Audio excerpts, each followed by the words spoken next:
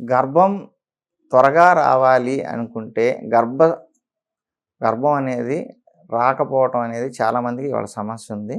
గర్భం తొందరగా ధరించాలి అంటే, ఆ సమస్య నుంచి బయటపడాలంటే ఏ యాంగిల్‌లో చేసుకుంటే సెక్స్ బాగా ఉపయోగపడుతుంది ఇది చెప్తాను.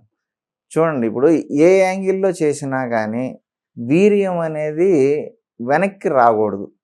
వీర్యం కూడా బాగా ఎక్కువగా చిక్కగా పడాలి. అది వెనక్కి వచ్చే విధంగా ఉండే ఏ యాంగిలు పనికిరాదు.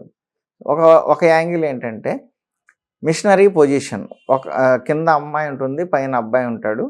అయితే అమ్మాయి సీటు కింద ఒక దిండు పెట్టుకోవాలి, కొంచెం ఎత్తుగా ఉండే దిండు పెట్టుకోవాలి.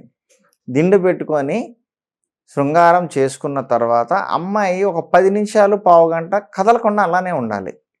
అప్పుడేమవుతుందంటే లోపల పడిన స్ఖలించిన వీర్యము చిన్నగా లోపలికి వెళ్తూ ఉంటుంది. దానికి టైం ఇవ్వాలి లోపలికి వెళ్ళడానికి. వెంటనే లేచి వెళ్ళి బాత్రూమ్కి వెళ్ళి కడుగేసుకుంటే గర్భం రాదు. కాబట్టి ఆ యాంగిల్లోనే పడుకొని ఒక పావుగంట, ఎక్కువసేపున నష్టం లేదు, ఒక పావుగంట అయితే మినిమం ఉండాలి, లోపలికి వెళ్ళిపోవాలి.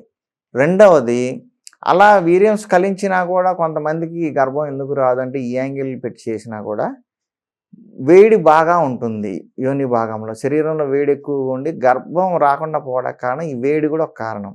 ఎప్పుడైతే వీర్యం స్ఖలించిందో లోపల ఉన్న వేడికి పిడచకట్టుకుపోతుంది, అంటే పెనం మీద దోశ వేసినట్టు ఉంటుంది. అప్పుడు అది ఎట్లా ప్రయాణం చేస్తుంది లోపలికి? కాబట్టి స్త్రీలలో వేడి లేకుండా చూసుకోవాలి. మగవాళ్ళలో వేడి ఉండాలి, బాగా స్పీడ్గా ఉంటారు. కానీ ఆడవాళ్ళకి ఈ విషయంగా లేడీస్ వేడి తక్కువగా ఉంటేనే శరీరంలో వాళ్ళకి లోపలికి వీర్యం ప్రయాణం చేయడానికి జారుడుగా ఉంటుంది, లేదంటే చిక్కబడిపోయి అట్టులాగా దోశలాగా తయారైపోతుంది. కాబట్టి ఈ యాంగిల్లో చేసుకోండి. అలాగే వీర్యం కూడా బాగా రావడానికి మగవాడు కూడా ఆయుర్వేద మూలికలు చాలా ఉన్నాయి, వాడుకోవాలి, మా దగ్గర ఉంటాయి. అలాగే స్త్రీలకి ఈ వేడి తగ్గటానికి కూడా సంబంధించిన మూలికలు, భస్మాలు మా దగ్గర లభిస్తాయి. స్త్రీలలో ఆ వేడి ఎక్కువగా ఉన్న సమస్య ఉన్నవాళ్ళు గమనించుకోండి.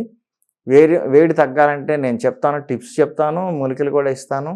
అలాగే మగవాళ్ళు కూడా వీర్యం చిక్కగా ఎక్కువ క్వాంటిటీ వచ్చే విధంగా, అంటే ఈ 60 cc ఉంటేనే బాగా వీర్యం తొందరగా గర్భం వస్తుంది.